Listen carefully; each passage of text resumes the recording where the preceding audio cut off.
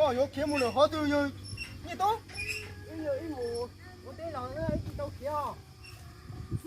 giờ đi đâu mua giờ số lượng cậu cho nhiều lo tao xí nó giờ này chỉ tháo tôi Thì nó ít chỉ đâu mua nhá. Bây giờ có một cái tôi chỉ luôn cò, xin đi cò, ý ăn luôn ở đây là ý một tàu ở trên đó.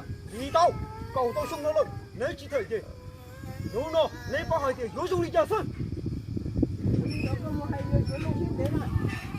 đi đâu mua lo tiền mua chỉ mua tiền lấy cười tua nó chỉ đi đâu tiền lấy cười tua Chưa rồi. Tao xem mấy cháu rồi, xem mấy cháu rồi.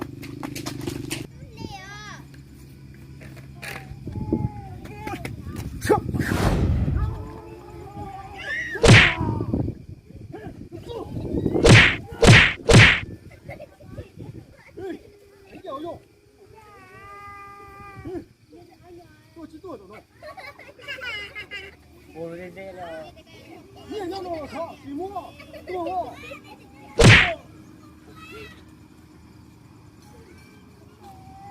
nhiều nó chỉ sợ nó nhau là sự mà